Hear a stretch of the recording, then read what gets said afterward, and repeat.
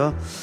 오늘 말씀의 제목 치유와 회복, 이런 제목으로 말씀을 나눠보고자 합니다. 우리가 세상을 살다 보면 좋은 소식을 들을 때도 있지만 그렇지 못한 소식을 들을 때도 있습니다. 그게 예상하지 않았던, 생각하지 못했던 그런 충격적인 이야기들이 아닐까 싶습니다.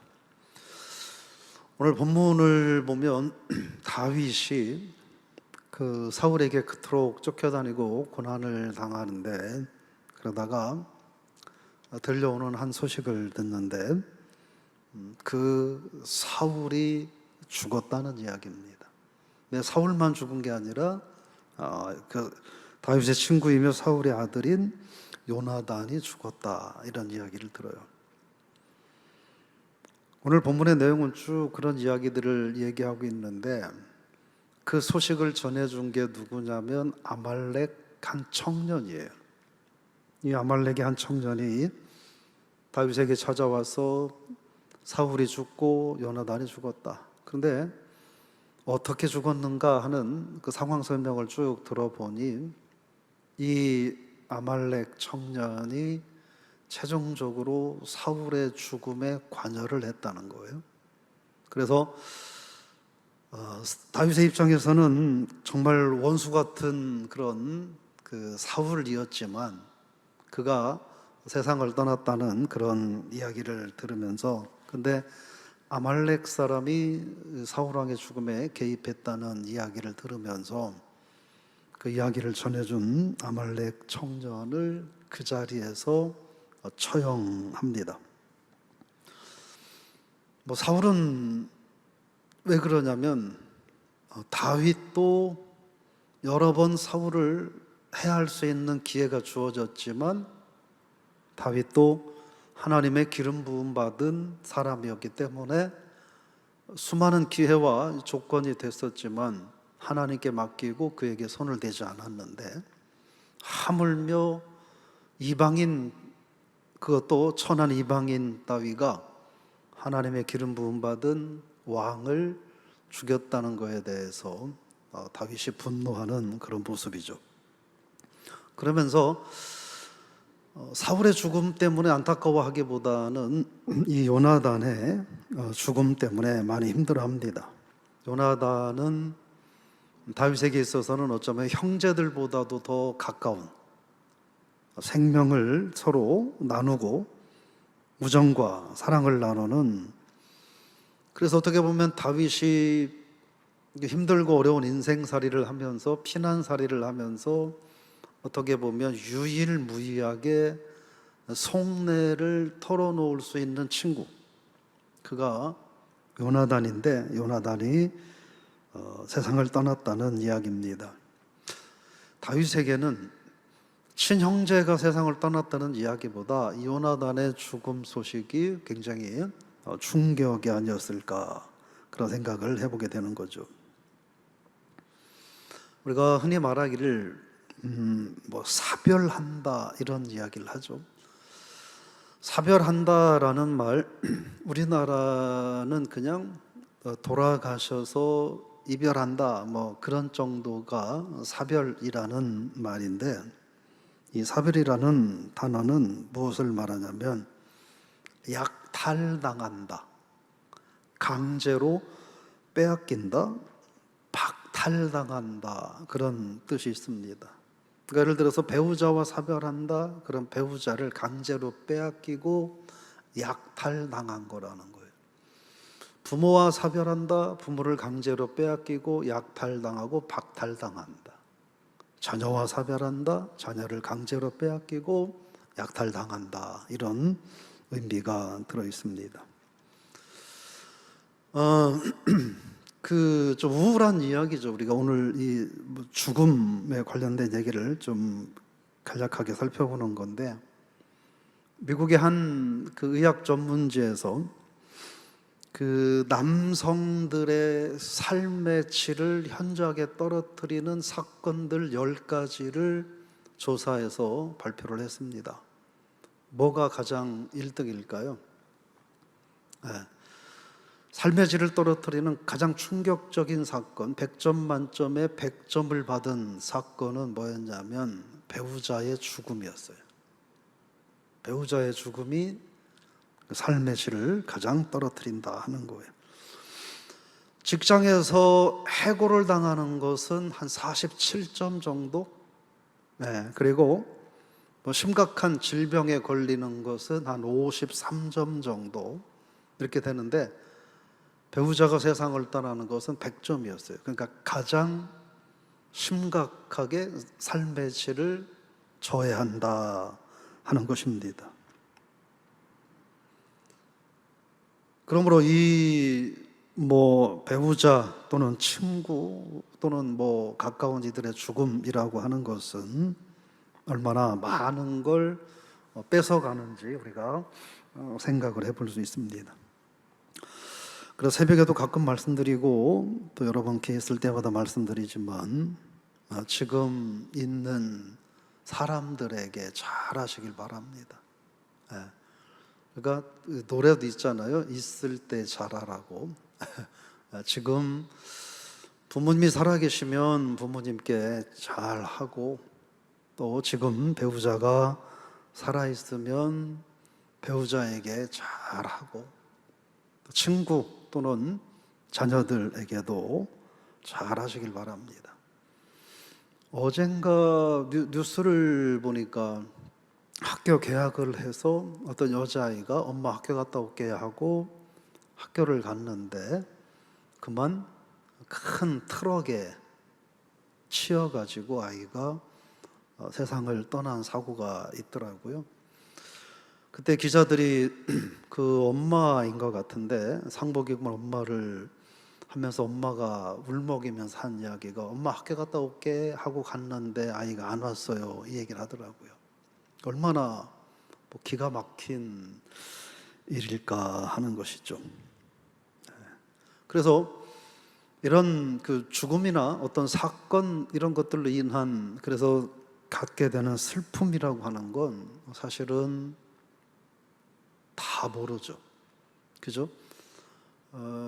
배우자를 사별하지 않은 분은 배우자를 사별한 분의 아픔이 어떤 건지 사실 몰라요. 그렇죠?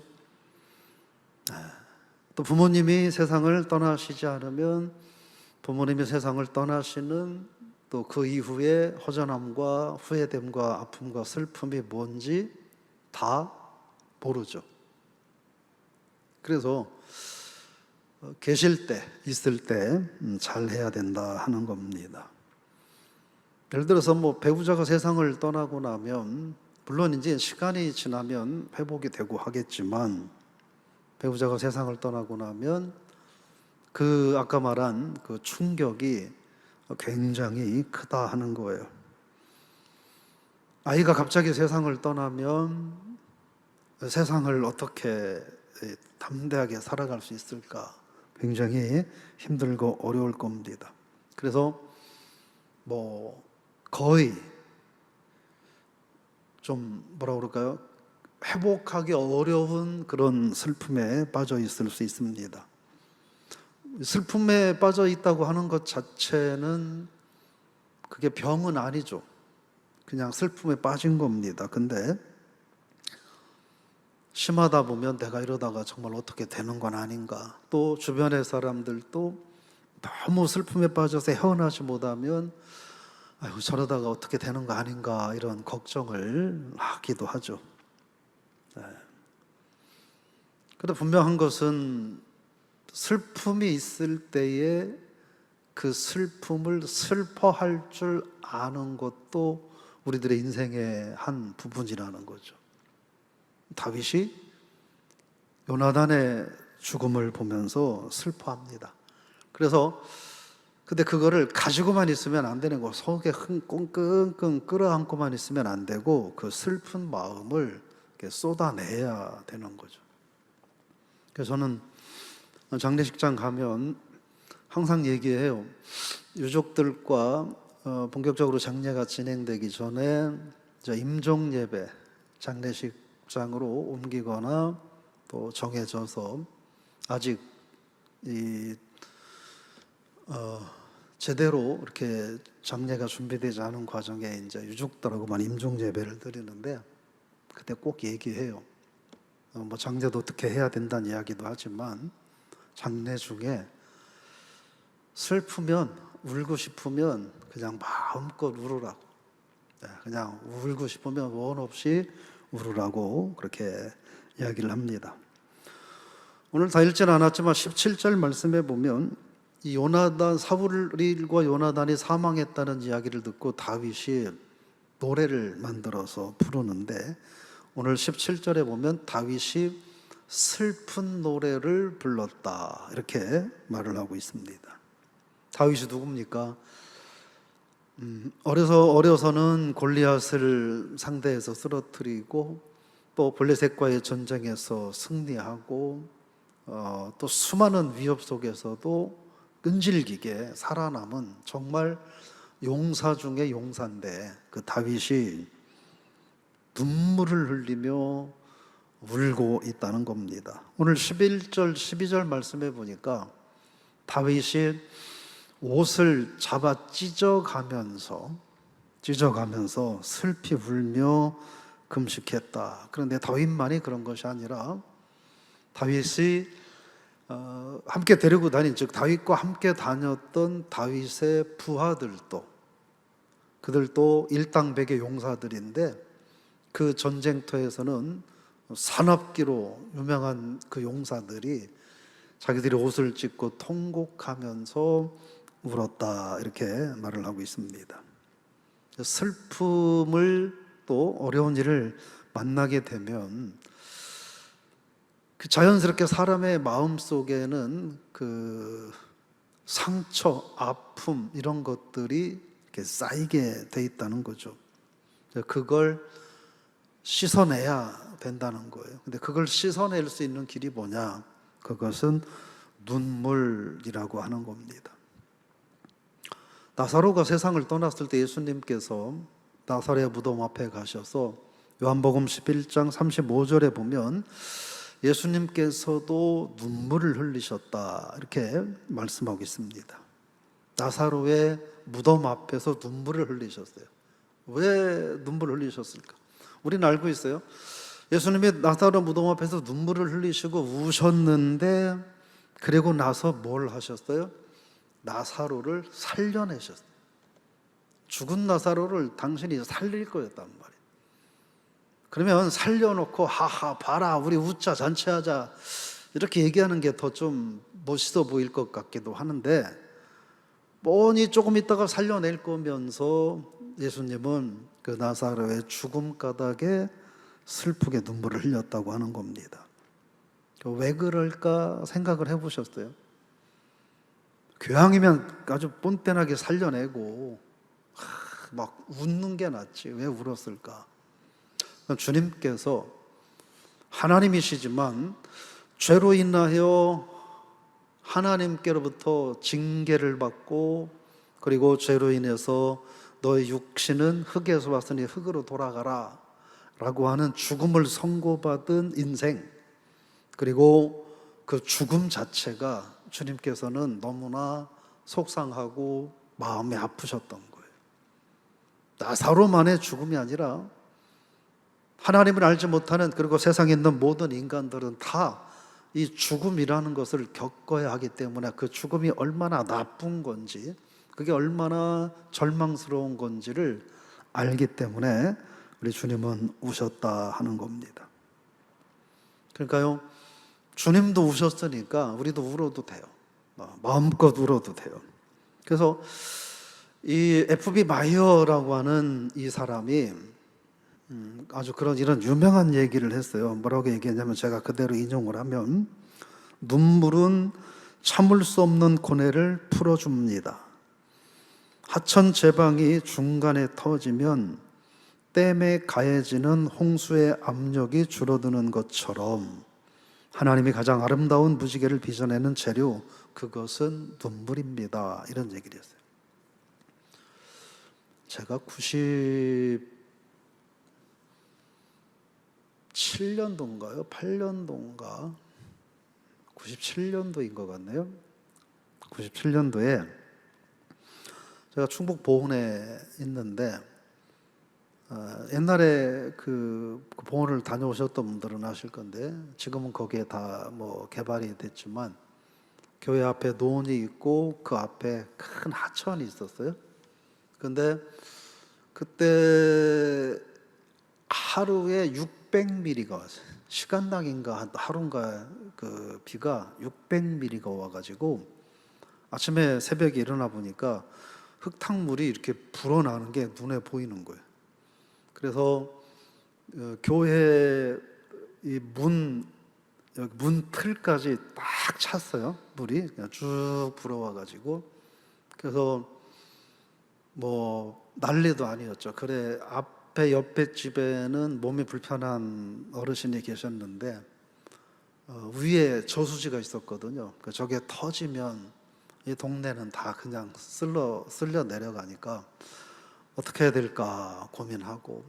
그래서 저도 그때 현이가 태어나서 뭐 걷지도 못하는 그런 때인데 그때 저도 사실은 고민했어요. 이 산으로 도망가도 산이 낮아가지고 그 산도 안전하지 않을 것 같고, 그럼 천상 저게 터지면 슉 하고 떠내려가야 되는데 어떻게 떠내려가야 되나. 그래서 현이하고 저 집사람하고 둘 다 살릴 자신은 없고 제 아내가 또 수영을 할 줄 모르고 그래서 고민했던 적이 있어요. 진짜 심각하게 고민했어요. 근데 갑자기 물이 쫙 빠지는 거예요. 물이 쫙 빠지는 거예요. 왜 그랬냐면 그 밑으로 쭉 내려가는 그 제방이 그 쭉 내려가는 그 읍내를 지나서 저 밑에서 큰 제방이 있는데 그 제방이 이 힘을 견디지 못하고 그냥 터져버린 거예요. 그래가지고 물이 그냥 막 나가는 길이 넓어지니까 물이 쫙 빠져나가가지고 그때 큰 수해를 면했던 적이 있습니다. 제가 이렇게 장황하게 얘기하는 게 이 눈물이라고 하는 것이 그런 역할을 해준다는 거예요. 그래서 그냥 있으면 이게 막 불어가지고 그냥 어떻게 될지 모르는 상황이 되는데 한쪽 벽이 무너져가지고 눈물이 쭉쭉 흘러가면 그 심각하고 많은 어려운 것들이 그 눈물이 흘러가는 것을 통해서 씻겨가고 해소되는 과정이다. 그 말을 하는 겁니다.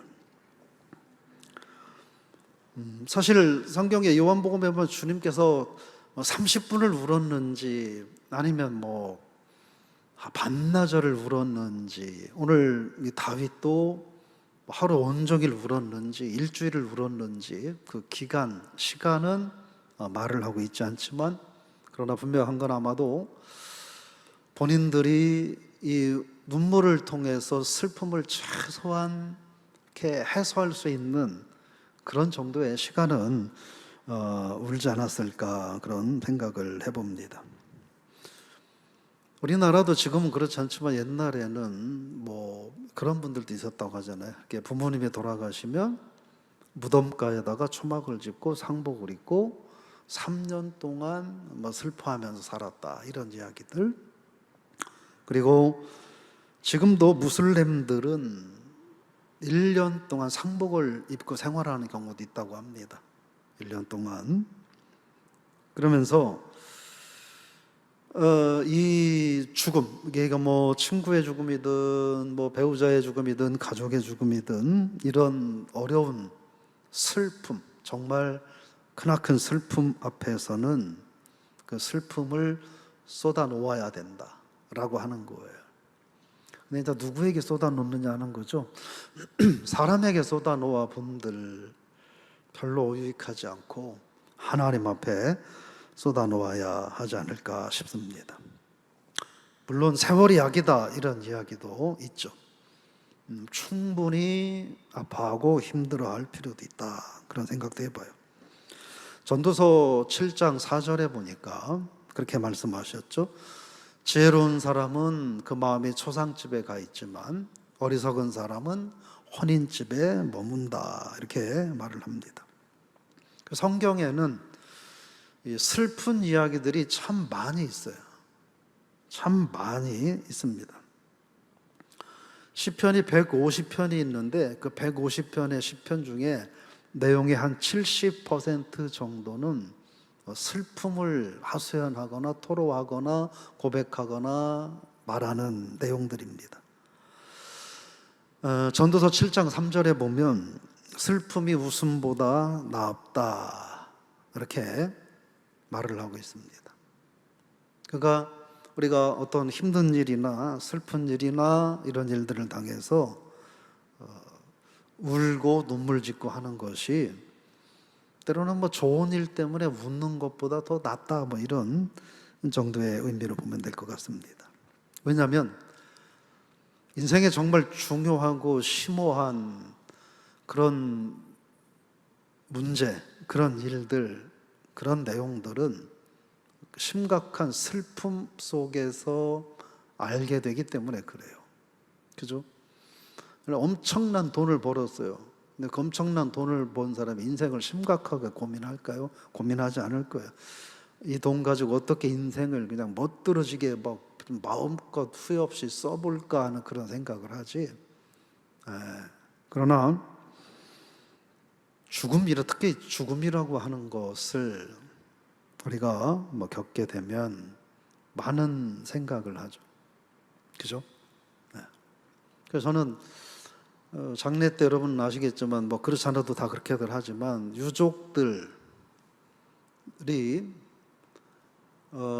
마지막에 화장을 하면 유골을 이렇게 이제 분골실에서 분골을 하잖아요. 저는 꼭 유족들을 앞에 나와서 보라고 이렇게 얘기를 해줍니다. 이렇게 보라고 얘기해줘. 그래서 잘 보세요. 그 중에 예수 잘 안 믿는 것 같은 자녀들한테는 제가 앞에 나와서 보라고 이렇게 얘기를 또 해줘요.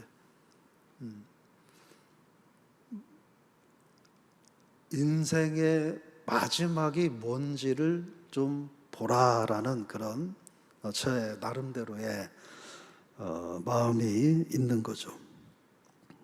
인생이 어떤 거냐라고 하는 거예요.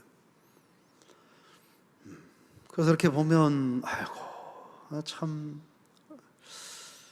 세상 살아있을 때 그 대단했던 분, 제가 대단했다는 건 별로 좋지 않은 의미의 대단이에요.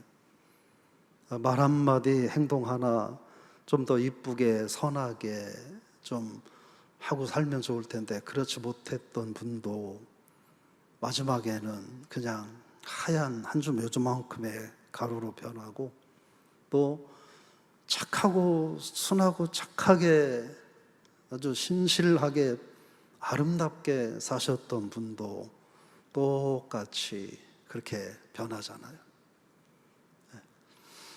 그런 모습을 보면서 생각을 좀 많이 하죠. 저 진짜 생각 많이. 어떤 경우에는 제일 힘든 건 믿지 않는 분이 돌아가셨는데 교회가 집례를 해야 될 때. 여러분이 장례를 같이 다니면서 제가 장례 때 설교하는 내용을 들어보면 예수님을 잘 믿은 분이 신앙생활 하다가 돌아가신 분의 장례를 예배를 설교하는 거하고, 이분은 천국 간 확신이 없는 그래도 유족들을 위해서 장례배를 집례할 때 하는 설교하고는 완전히 다르다는 걸 아실 거예요. 여러분, 우리가 세상을 살면서 그 지금 뭐 전도서도 그렇고 성경이 사실은 그런 얘기를 간단하게 하는 거예요. 성경의 내용이 뭐냐? 하나님이 인간을 만드셨다. 하나님 영광 돌리며 살라고 인간을 만드셨다. 근데 죄로 인해서 하나님을 거역하게 됐고, 그런 말미암아 죽음의 형벌이 내려졌고, 예수 그리스도께서 그들을 구원하기 위해서 십자가를 지셨고, 그래서 그리스도를 믿는 자들은 구원받고, 그 구원받은 자들은 그러면 원래 망가지기 이전에 그 모습을 회복해 가면서 살아야 된다. 근데 그 기간이 길어야 80년이다. 그러니까 60에 예수 믿고 구원받으면 하나님의 자녀답게 원래 하나님이 우리를 만드신 원래의 목적대로 그나마 좀 원래 하나님께서 의도하신 자녀다운 삶을 살 수 있는 시간은 20년도 채 되지 않는다는 거죠. 그러니까 우리들이 얼마나 많은 생각을 하며 살아가야 될까 하는 것입니다. 다윗이 굉장히 괴로워합니다. 이 사울 왕의 죽음과 요나단의 죽음 앞에서 너무 괴로워해요. 그래서 시편 6편에서는 내가 탄식함으로 피곤하여 밤마다 눈물로 내 침상을 띄우고 요를 적신다 이런 얘기도 하고요. 31편에서는 뭐라고 말하냐면 일생을 슬픔으로 보낸다 이렇게 탄식하기도 합니다. 우리가 세상을 살면서 좋은 일들도 많지만 정말 때로는 슬프고 정말 고통스럽고 힘든 시간들이 있을 수 있잖아요. 그때에는 그걸 하나님이 원망스러워질 수 있죠. 하나님이 원망스러워지면 그때 하나님께 다 원망을 그대로 얘기하셔야 돼요. 지금은 모르겠는데 제 기억에 한 20여 년 전에 중국에서는 그 눈물방이라고 하는 게 있었다고 그래요. 막 마음껏 울지 못하는 사람들 우리는 막 노래방처럼 그 눈물방에 가가지고 그냥 소리 질러가면서 그냥 원 없이 울도록 하는 그런 눈물방이 있었다고 그래요. 요즘은 있는지는 모르겠어요. 찾아보니까 안 나오더라고요. 눈물방도 있었다고 그럽니다. 우리 하나님 앞에 원망스럽고 할 때는 하나님 앞에 솔직히 원망스럽다고 얘기해도 돼요. 하나님 정말 너무하십니다. 하나님 원망스럽습니다. 왜 그러십니까 하나님? 이렇게 얘기한다고 하나님이 마음이 이렇게 꽁 해가지고 네가 감히 나한테 그래? 하면서 그러시지 않으니까요. 힘들고 어렵고 고통스러울 때 원망스러울 때는 하나님 앞에 원망을 표현하셔도 돼요. 그게 뭘까요? 그게 기도하는 거죠. 그 슬픔을 슬픔으로 표현할 줄 아는 건 정직한 거죠. 좀 안타까운 이야기지만 제가 다 죽음이라고 하는 게 참 안쓰럽고 안타까운 일들이지만 제가 최근은 아닌데 꽤 오래전에 두 번의 안타까운 그런 죽음을 본 적이 있어요. 첫째는 아주 잘생기고 아버지가 육군 중령으로 나오고 그래서 그냥 아이 자녀들 잘 크고 그랬는데 이 아이가 어느 날 불치병에 걸려서 아이가 27살에 세상을 떠났어요. 아빠는 아내도 있고 딸도 있고 하니까 좀 얼마나 슬펐겠어요. 엄마가 더 슬프고 아빠는 좀 덜 슬프고 이런 거 아니잖아요. 아빠는 조금 이렇게 내색을 많이 안 했는데 저는 그때 봤어요. 사람이 정말 슬프게 소리를 지르며 울면 그냥 내적인 힘에 의해서도 고막이 터지는 걸 그때 봤어요. 아들의 죽음 앞에서 그 어머니가 얼마나 처절하게 정말 얼마나 슬프게 우는지 고막이 찢어지더라고요. 또 한 경우는 29살 된 정말 잘생겼어요.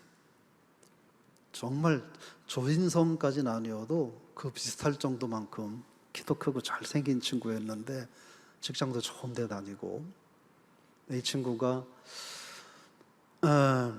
비가 오는 날 회사 갔다 와서 엄마가 지방에 추도 예배인가가 있어가지고 간다고 하니까 아들이 엄마가 그냥 혼자 가는 게 아버지는 일 때문에 갈 수 없는 상황이고 그러니까 이 아들이 자기가 엄마를 그 비 오는 중에 모셔다 드리고 올라온다고 그래서 엄마를 모시고 차를 운전해서 고속도로를 가는데 어떻게 된 일인지 모르겠지만 고속도로에서 큰 차가 중앙분리대를 들이받으면서 사고를 내서 참 희한하죠. 그게 파편이 깨져가지고 그대로 운전석으로 날라와서 엄마는 옆에 있었고 아들이 운전을 하는데 그냥 그대로 파편이 와서 아들을 머리를 쳐가지고 아들이 현장에서 사망했어요.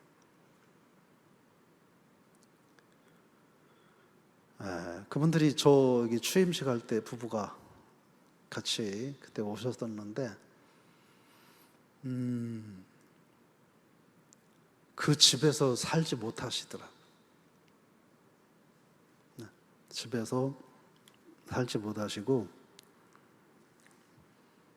정말 힘들어하면서 이렇게 집을 이사를 가시고 그러더라고요. 근데 참 많이 힘들어했어요. 그리고 많이 슬퍼했고 많이 아파했고 그랬습니다. 저는 그런 힘들고 어려운 일 속에서는 슬퍼할 수 있는 게 정직한 거라고 생각을 해요. 물론 우리가 언젠가 한 번은 다 이미 그런 슬픔을 경험하신 분도 있고 우리는 언젠가는 또 그런 슬픔을 경험해야 할 사람들이기 때문에 그래서 오늘 우리 다윗의 이야기는 뭐 당장의 우리들의 일은 아닐 수 있어도 반드시 언젠간 우리가 한 번은 겪어야 될 일들이기 때문에 우리가 좀 바라볼 필요가 있다. 다윗이 오늘 19절 말씀에 보면 그렇게 표현합니다. 이스라엘이여 너희의 영광이 산 위에서 죽음을 당했다. 오라 두 용사가 영광스러운 존재들인데 그들이 죽었다 이렇게 한탄합니다. 그러면서 24절에서는 붉은 옷으로 너희를 화려하게 했고 금 놀이개를 너희들에게 채워서 영화롭게 했다. 근데 그들이 세상을 떠났다. 그러면서 26절, 27절에서는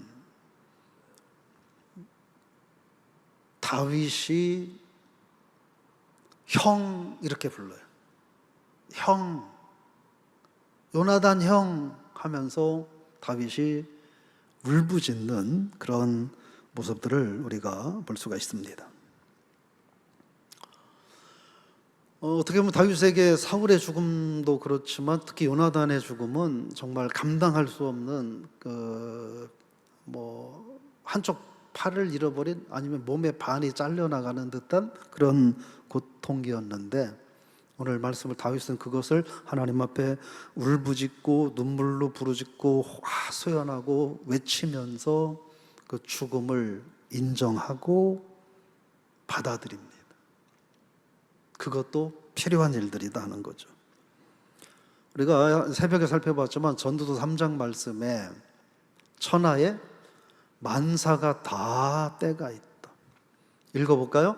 날 때가 있고 죽을 때가 있으며 심을 때가 있고 심은 것을 뽑을 때가 있으며 죽일 때가 있고 치료할 때가 있으며 헐 때가 있고 세울 때가 있으며 울 때가 있고 웃을 때가 있고 슬퍼할 때가 있고 춤출 때가 있다 이렇게 말씀을 하십니다. 여러분 그 만사는 다 때가 있다는 그러니까 슬퍼해야 할 때는 슬퍼할 줄 아는 것 기뻐해야 할 때는 기뻐할 줄 아는 것 근데 반대로 기뻐해야 할 때 가서 슬퍼하고 슬퍼해야 할 때 가서 기뻐하면 이건 조금 문제가 있는 거죠. 그래서 다 때가 있다 하는 거예요. 제가 여러 번 말씀을 드리지만 여러분 우리가 코로나 환경 때문에 여러 가지 어려운 제한된 환경을 보내고 있지만 그러나 그럼에도 여러분 이 코로나 시대는 우리가 더욱 더 사랑해야 될 때입니다. 가깝게는 여러분의 배우자를 더 많이 사랑하시고 가족을 더 많이 사랑하시고 마음에 안 들고 속이 상하고 그래도 나쁜 말보다는 좋은 말을 많이 하려고 노력하고 신앙생활 하면서도 뭐 그렇게 대단한 일들을 한다고 하나님 기뻐하는 일, 또 성도들과 함께 즐거운 일, 격려하는 일, 축복하는 일, 해야 될 많은 말들 중에도 덕스럽지 못한 그런 말들 하지 말고 덕스러운 말, 복되는 말, 은혜되는 말, 이런 말들을 하면서 우리가 살 수 있으면 어떨까. 코로나19의 상황 속에 있지만 그렇게 힘들고 어렵기 때문에 그래서 사실은 더 하나님 앞에 기도한 사람이 필요할 때고, 세상 모든 사람들이 하나님 앞에 예배를 드리지 않는 상황이 돼가기 때문에 그래서 더욱 하나님 앞에 예배를 드려야 될 사람이 필요할 때고, 세상 많은 사람들이 사명을 내동댕이 치고 육신의 안전만 도모하는 세상이 돼가고 있기 때문에 그래서 어느 누군가는 내 사명에다가 다른 사람이 외면해버린 사명까지 짊어지고 같이 사명을 짊어지고 가야 할 때도 있지 않을까 하는 것입니다. 그 죽음이 뭘까 생각을 해봤어요. 죽음이 뭘까 생각을 해봤는데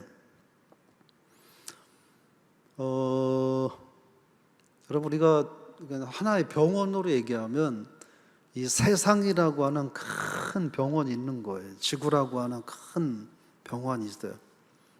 여기에는 뭐 정신적으로 문제가 있는 사람, 뭐 또 다른 이런저런 문제 있는 사람, 아픈 사람 등등등 별의별 사람들이 이 지구라고 하는 병원 안에 다 지금 입원해 있는 거예요. 그럼 죽음은 뭐냐? 지구라고 하는 이 병원에서 퇴원하는 거예요. 퇴원하는 거예요. 어디로 퇴원해요? 하나님 나라로 퇴원하는 거예요. 그렇게, 물론 그렇게 생각해도 한없이 슬프고 고통스럽고 괴롭고 어렵고 이거 말로 표현할 수가 없죠. 그러나 그럼에도 불구하고 분명한 것은 죽음은 이 지구라고 하는 병원에서 어떤 사람은 정말 육신의 질병에 아파서 고생하다가 퇴원하는 거고, 어떤 사람은 세상의 욕망과 정욕에 푹 빠져서 거기에서 빠져 살다가 퇴원하는 거고, 어떤 사람은 범죄 속에 빠져 살다가 거기서 퇴원하는 거고, 그러는 거예요. 그래서 분명 힘들고 어렵지만 우리가 일반적으로 예를 들어 병원에서 힘들게 치료를 받았는데 그분이 잘 돼서 퇴원했다. 그럼 병원에 올 일이 없고 그분은 병원에 퇴원해서 이제는 등산도 가고 뭐 나들이도 가고 쇼핑도 가고 맛있는 음식점도 가고 그러면서 병원에서 있었던 일들을 잊고 이제 행복하게 살아가는 거잖아요. 마찬가지로 죽음이라는 것도 우리가 조금 관점을 바꿔 생각하면 지구로 가는 병원에서 퇴원해서 하나님 나라에 가서 행복하게 살고 있다는 거죠. 근데 우리가 입장을 바꿔놓고 생각하면 그냥 예를 들어 A라는 병원에서 예를 들어 내 친구가 퇴원을 했어요. 근데 세상에 어떤 사람이 그 병원에 앉아가지고 침대에 쭈그리고 앉아서 아이고 내 친구가 퇴원했네, 내 친구가 퇴원했네 그러면서 병원에서 나는 알코올 냄새, 의사들의 수술복, 주사기 이런 거 보면서 그런 사람 없잖아요. 그죠? 다 퇴원하는 거죠. 우리가 죽음을 그런 관점으로 바라본다면, 근데 이제 모두에게는 반드시 올 일이기 때문에 우리가 이거를 어떻게 바라볼까 하는 것입니다. 그런 거 아니겠습니까? 아빠가 또는 아이를 학교에다가 픽업을 해주고 문 앞에 내려주고 아이가 교문 안으로 들어가면 엄마가 그 안에서 아이고 내 아들 내가 2번 다시는 우리 아들 못 볼 것 같아 어떡하면 좋아 하면서 땅을 치고 우나요? 아니잖아요. 끝날 시간쯤 돼서 다시 와서 데려가면 되는 거예요. 그죠? 그렇지 않습니까? 엄마, 물론 아까 얘기했던 그 사고 같은 경우는 너무 안타깝고 정말 슬프죠. 그냥 엄마 이따가 4시에 수업 끝나고 봐. 그러면 4시에 보는 거예요. 뭐 아내를 어디에다 태워다 주고 여보 이따가 뭐 5시 반에 여기서 봐. 그러면 오케이 5시 반에 봐 하고 5시 반에 가서 만나면 되는 거죠. 제가 너무 긍정적으로 얘기하는 것 같아 보일지 모르겠지만 사실은 그게 죽음이라는 거예요. 그래서 데살로니가서 4장 13절에서 우리 한번 읽어볼까요?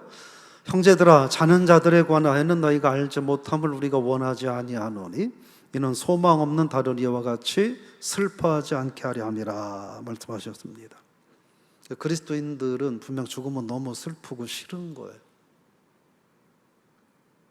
근데 이거를 우리 그리스도인들은 받아들일 준비를 해야 되는 거예요. 물론 너무 뭐 안타깝게 아쉽게 이러는 건 너무 힘들지만 그 어떻게 또 하나님이 오케이 너는 거기까지 부르면 가야 되는 건데 안 갈 재주 있어요?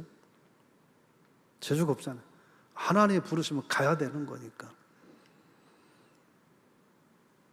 그래서 우리가 세상을 살면서 특히 우리가 지금 코로나19라고 하는 이런 환경을 대하고 있잖아요. 그래서 제가 주일날도 말씀을 드렸지만 코로나19 때문에 사망한 사람은 감기 걸려서 마지막에 폐렴으로 대부분 다 돌아가실 때는 대부분 폐렴이라고 이렇게 진단을 하죠, 사실은. 그죠?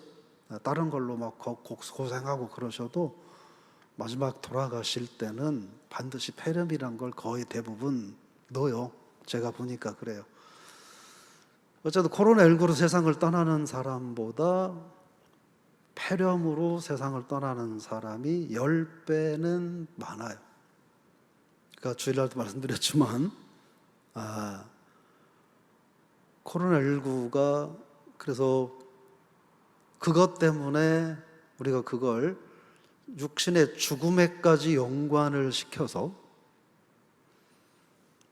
그래서 그것 때문에 하나님과 멀어지는 일이 있어서는 안 되겠다 하는 거예요. 그죠? 네. 근데 그게 쉽진 않죠. 제가 보니까 그 목사들도 교회에서 코로나19가 안 생겨본 목사들은 코로나19가 생기면 뭐 안절부절하고 어쩔 줄을 몰라 하더라고요. 환자가 한 명만 생겨도. 그래서 저한테 다 전화가 와요. 우리 주일학교 교사가 이렇게 하다가 생겼는데 어떻게 하면 좋겠냐고. 뭐 성가대가 하나 생겼는데 어떻게 하면 좋겠냐고. 그러면서 막 한 5번씩 막 안절부절 전화가 와요. 저는 태연하게 얘기를 해주죠. 태연하게. 별일 아니라고. 너무 그렇게 하실 거 없다고 얘기를 해줘요. 여러분, 우리가 코로나19를 물론 정말 조심하시고 위생관리 잘 하시고 그렇게 하시되 이것이 우리들의 신앙까지 넘보는 일들은 이제 없게 하자.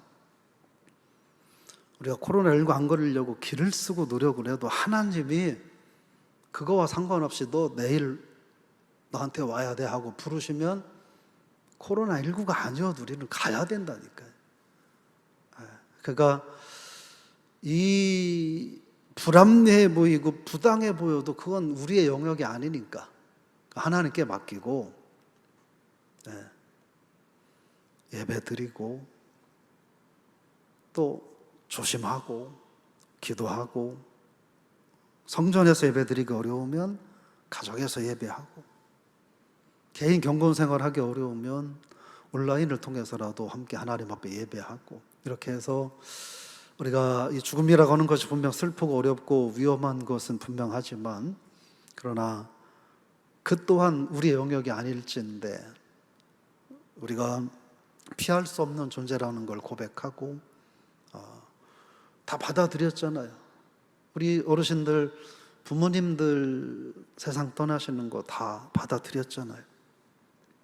때로는 사랑하는 배우자가 세상을 떠나는 것도 그것도 다 받아들이시잖아요. 네, 그런 것처럼 우리가 죽음이라고 하는 것은 받아들일 수밖에 없는 사실임을 기억하고, 근데 그건 하나님이 허락하셔야 된다. 근데 하나님이 허락하시지 않는데 하나님이 내게 허락하실까 봐 아무래도 하나님이 뭐 내일 모레쯤 나를 부르실 것 같아, 이런 말도 안 되는 망상에 빠져서 하나님을 가까이 하는 삶을 멀리 하지 마시고 하나님을 가까이 하고, 그래서 주님 부르시는 날까지 나는 주님과 함께 하렵니다.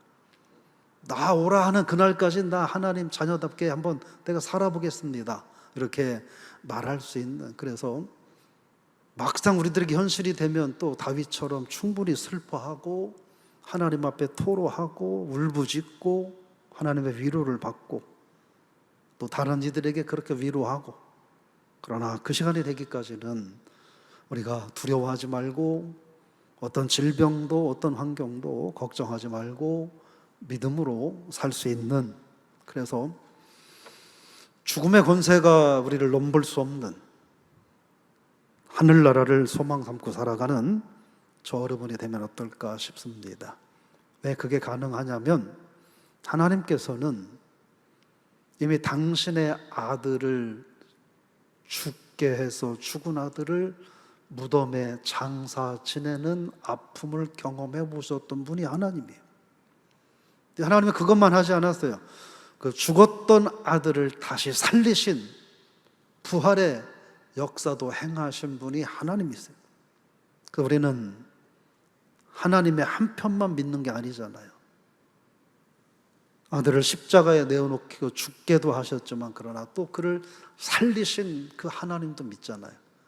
우리가 그 하나님을 의지하고 세상에서는 하나님이 허락하는 그 시간까지 어떤 문제들이 있다더라도 하나님 기뻐하는 삶을 사는 저와 여러분들, 그래서 그런 삶을 살아가는 게 아픔을 회복하고 치유하는 길이고, 신앙인들이 믿음을 회복하고 하나님 기뻐하는 사명자의 삶을 살아가는 것이 이 코로나라고 하는 못된 질병을 으로부터 자유롭게 되고 회복하고 강해지는 길이 아닐까 생각하면서 그렇게 남은 인생을 아름답게 사실 수 있기를 주의 이름으로 부탁을 드리며 축복합니다.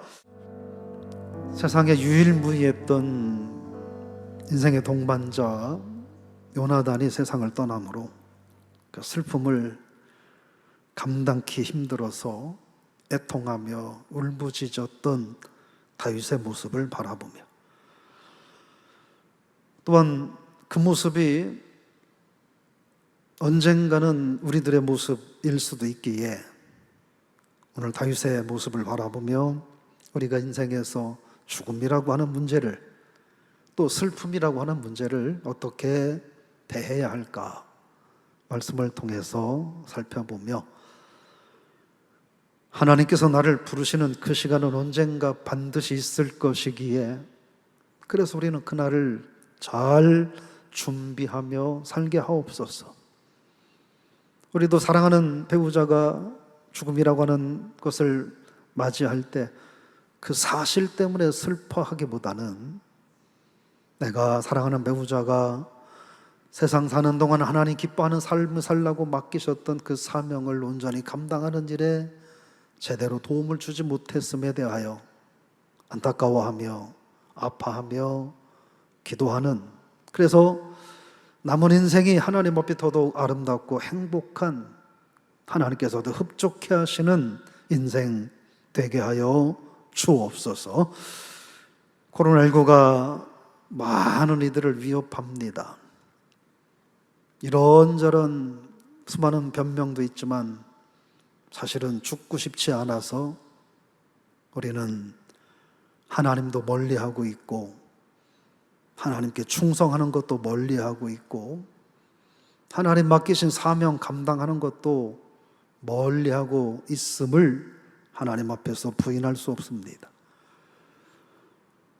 오늘이라도 와라 부르시면 나는 그냥 가야 될 존재임을 우리가 다시 한번 기억하고 하나님 앞에서 남은 인생 어떻게 살아가야 될 것인가 다시 한번 되돌아보는 우리들 모두가 되게 하셔서 인생에 생겨나는 슬픔들을 잘 극복하여 위로와 격려와 힘과 용기가 되게 하시고 또 기쁨이 되는 행복한 인생 살 수 있도록 도와주옵소서. 지금부터 행여나 이런저런 특별히 육신의 질병에 곤고한 어려움 속에서 힘들어하고 있는 성도들이 있으면 하나님 특별히 위로하셔서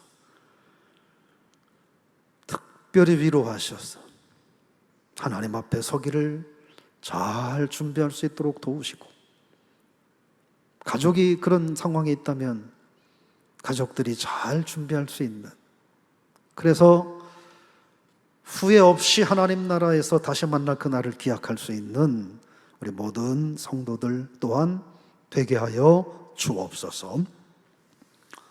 우리 영원한 생명 되시는 예수 그리스도의 그 크신 은혜와 독생자를 주기까지 우리를 사랑하신 하나님의 끝없는 사랑과 우리를 위해서 지금도 간구하시는 성령의 위로, 인도, 교통, 축복하심이 하나님의 살아계심을 믿고 주님 나를 부르시는 그날까지 마음껏 하나님의 자녀다운 삶을 살기를 원하노라. 내 생명 있는 그 순간까지 하나님을 찬양하며 살기를 원하노라. 기도가 돌아가는 모든 성도들과 가정에서 예배하는 성도들 그리고 교회 위에 영원히 함께 하시기를 간절히 축원하옵나이다. 아멘.